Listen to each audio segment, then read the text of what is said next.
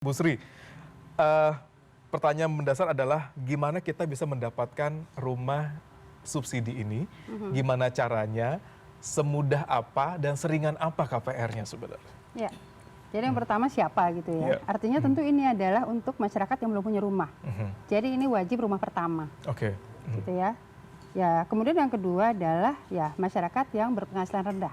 Kemudian kita mengeluarkan Permen PKP nomor 5 tahun 2025 terkait dengan batasan penghasilan. Baik. Contoh kalau Jabodetabek itu kita bedakan jika single gitu ya itu di 12 juta, tapi kalau sudah menikah, artinya joint income itu bisa di 14 juta. Gitu. 14 juta. Dan tadi caranya semudah itu karena dia tinggal membuka sistem, melihat dulu perumahan yang mana yang mau dia lihat, isi kumbang kalau dia sudah oke, dan sudah melihat ke lapangan gitu ya, lihat rumahnya, memilih yang mana yang paling bagus menurut dan paling dekat dengan kebutuhannya gitu, baru kemudian dia mendaftarkan isi KASEP tadi dan memilih bank penyalur yang mana yang dia ingin lakukan. Dan kemudahannya seperti tadi yang saya sampaikan ya, bunganya relatif sangat rendah, 5%. Ada subsidi 5% di sana di pemerintah? Seperti apa, jadi 5%, jadi ya bunganya adalah di 5%, kemudian uang mukanya 1% saja, dan kemudahan-kemudahan yang tadi, PBG dan lain-lain itu.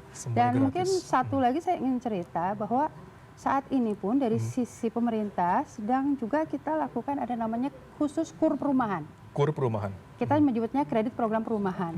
Jadi apa itu kredit perumahan? Ini adalah untuk juga menjawab bagaimana kemudian sektor perumahan itu bisa terakselerasi. Karena memang kita tahu ningkatin ekonomi, lapangan kerja dan lain-lain. Jadi ada sisi supply dan sisi demand.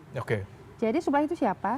Jika Anda adalah pengembang, kemudian Anda adalah kontraktor dan pedagang bahan bangunan gitu ya, sepanjang masuk kriteria UMKM itu bisa mendapatkan kredit ini dengan subsidi 5% dari pemerintah. Jadi kalau misalnya bunganya supaya di bank adalah 12, maka dia cukup hanya 7% saja. Dan tidak hanya dari situ, demand-nya pun jaga kita dapat. Jadi sepanjang UMKM, jualan makanan, homestay, bengkel dan lain-lain, itu bisa untuk membangun, merenovasi dan membeli rumah sepanjang untuk mendorong usahanya. Itu menarik sekali, ada KUR baru.